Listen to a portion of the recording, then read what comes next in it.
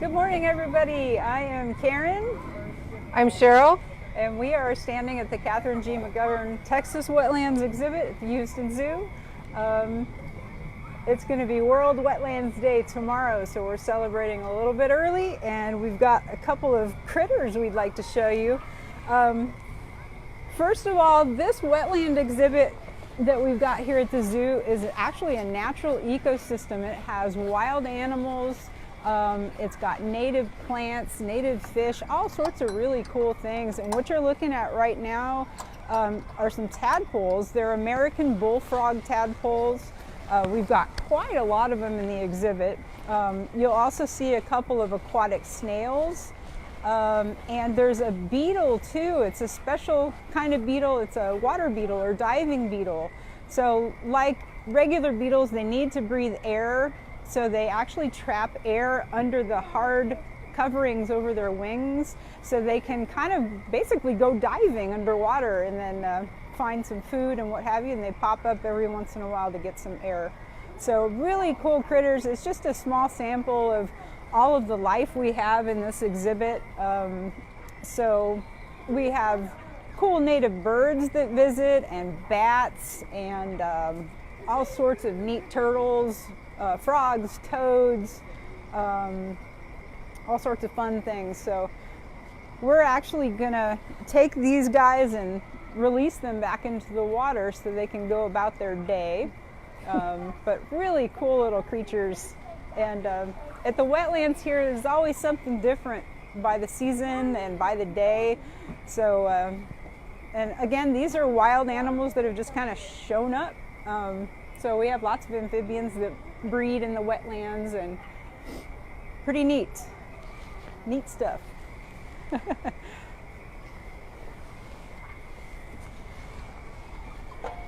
So I think we'll join Cheryl in the water, and then I'm going to go out there too.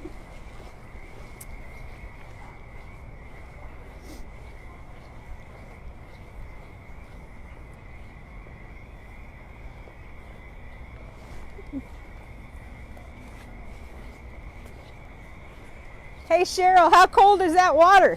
It's not any worse than it is outside. Yeah, the water temperature right now, everybody, is in the mid 50s, so a little bit warmer than, what is it, 30 something out here. A little chilly, but that's all right. I don't know, you'll notice we have a lot of greenery, which is kind of interesting since it froze recently. But the water temperature in this exhibit actually stays fairly warm, so the plants really benefit from that warmth, and our plants usually don't freeze, at least the ones that are in the water. The above part vegetation, that definitely froze, yep. But most of these are already putting up new growth for the spring, so they're getting ready to go for March. A lot of things start to grow in March and start to bloom, so it will look very, very different in a couple of months. So, all right, we'll say bon voyage to our little friends here. Bye, guys. One of the questions we get a lot from visitors about the wetlands is about the algae. And a lot of folks kind of look at it and go, I don't know about that. But this algae, if you actually could stick your hand under it right now, the water is much warmer under the algae.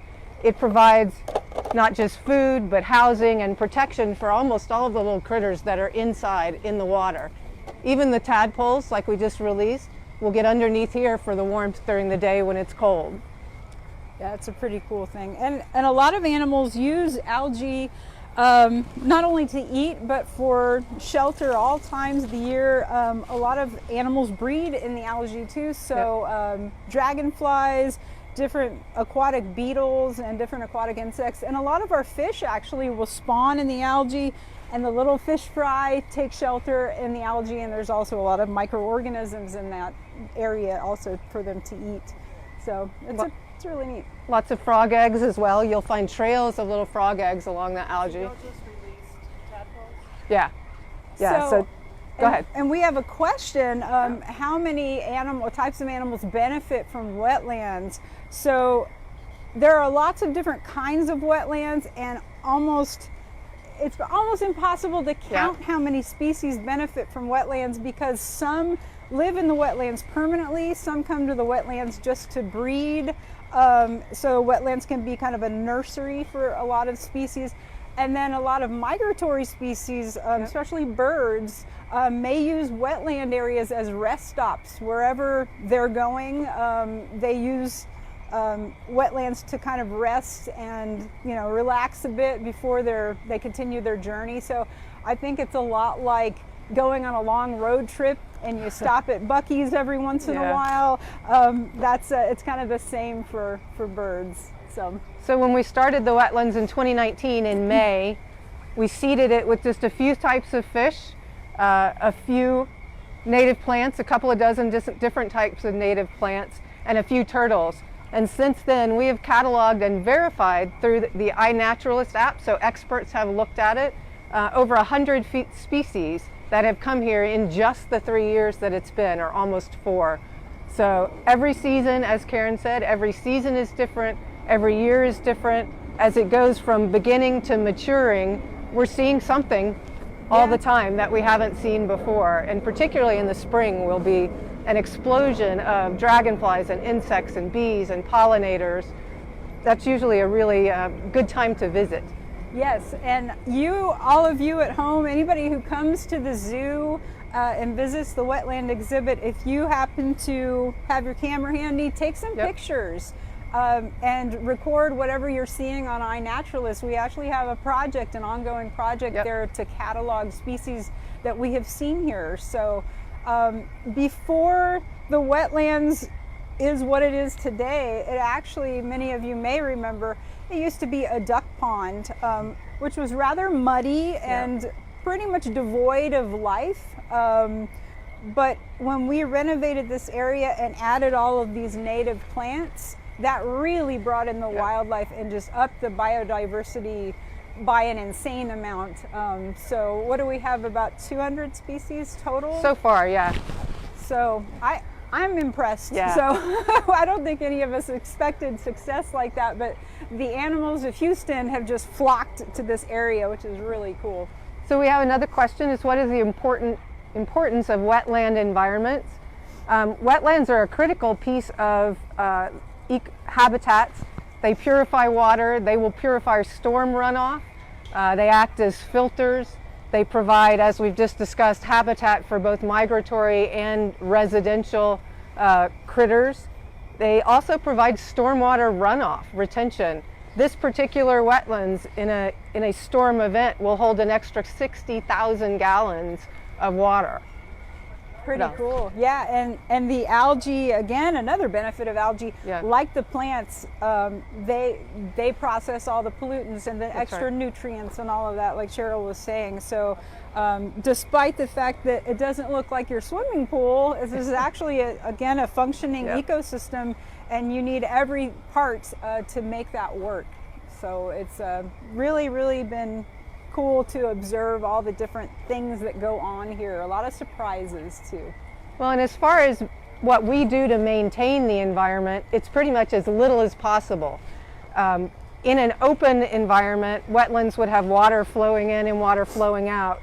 In a controlled, self-sustaining environment like this one, pretty much all we do is we make sure that the water flow paths that have been created when it was built, we clear. So we'll come in and push some algae around and thin some plants, but we also try to leave all the algae in the wetlands because things use it. So we don't take it out, we just kind of corral it and move it around a little bit and create water flow. But that's pretty much it. Agreed. And speaking of plants, the plant growth here has been so prolific that we have been actually able to give back to wetland restoration in the area. So there are a few folks like Green Star Wetland Plant Farm. They come here and they'll harvest plants. Again, these are Southeast Texas native plants. They'll harvest plants from us since we have plenty to go around, and they'll use those plants in restoration efforts in other parts of the area, so creating even more wetlands out there. Which is really important since so many wetland areas have been lost in the country. So restoring and creating new habitat is very, very important. So there's another question about what is my favorite part of being a volunteer at the Houston Zoo. You're kind of looking at it. So the idea that I can volunteer my time and be part of something like this wetlands and watch it grow. It's native Texas in the middle of the 4th largest urban area in the country. And being able to be part of this with Karen and the team in water quality, which are just some of the greatest people ever.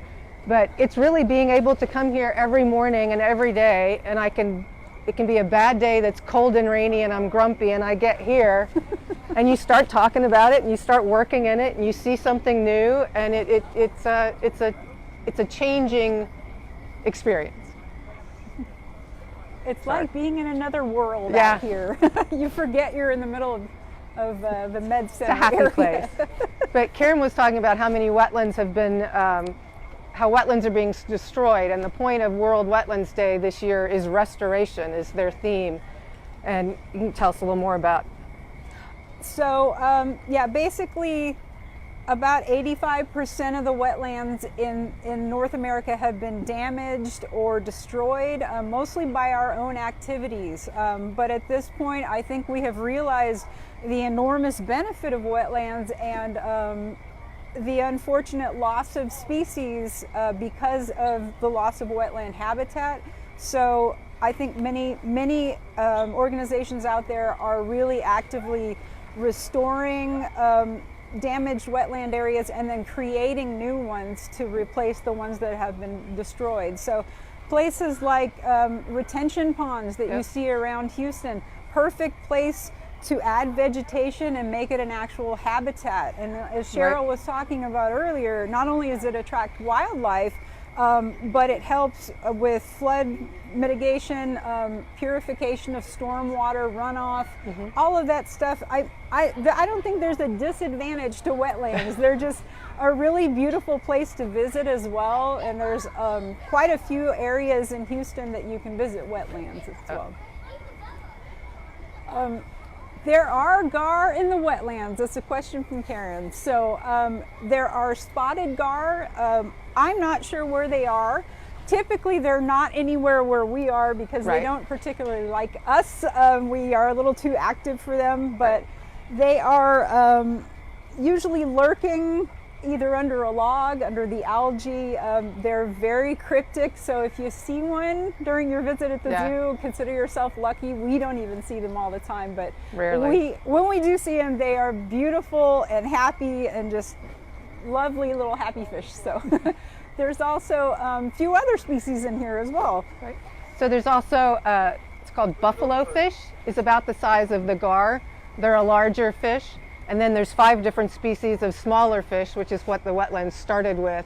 And then as we built up some of the habitat and the food web, then we added the little bit larger fish. And there's 5 species? Yeah, there are dollar sunfish, black spotted top minnow, golden top minnow, pygmy sunfish, and least killifish. All of those species, we just added really a couple dozen of each, if that, and they have bred prolifically. So they have reproduced kind of to what we call the carrying capacity of the area. So they regulate their own populations as far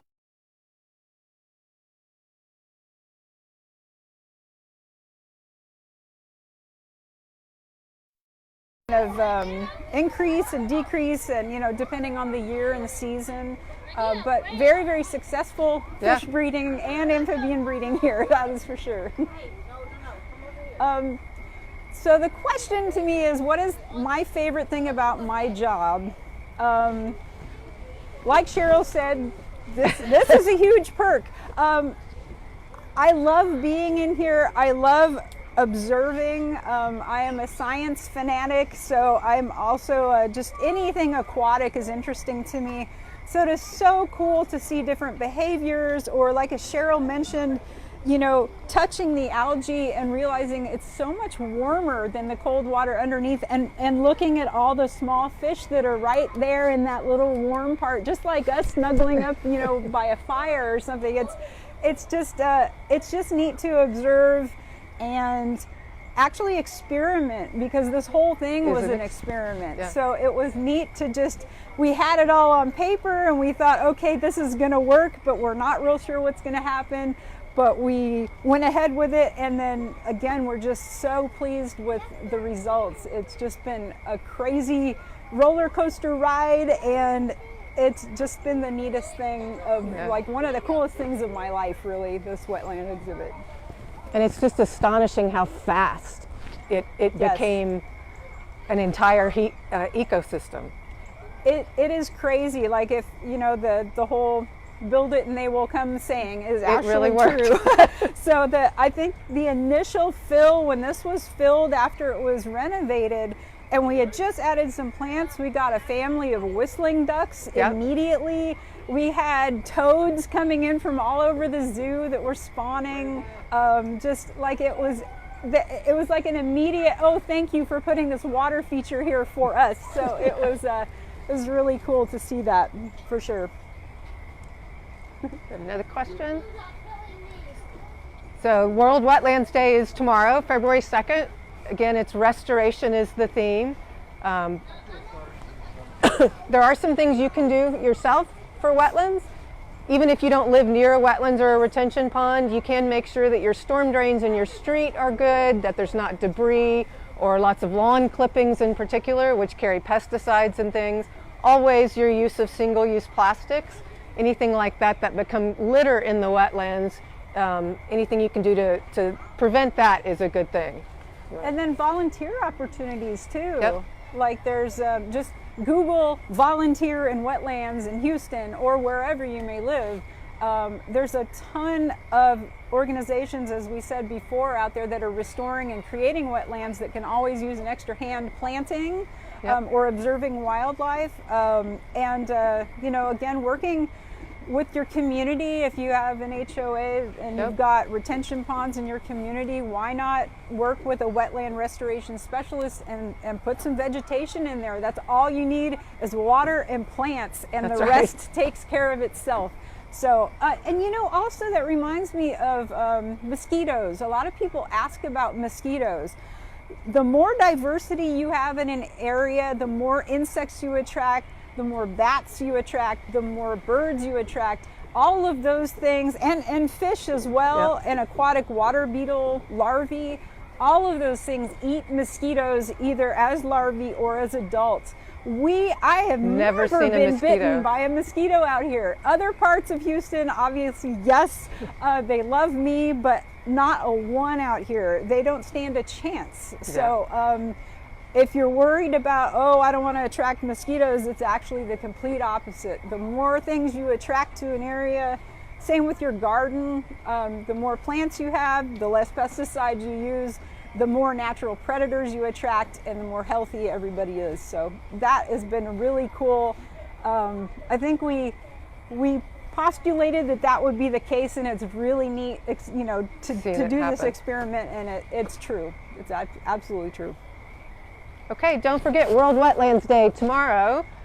Thanks for tuning in today, and join us next Wednesday at 11 a.m. for the next Houston Zoo live stream.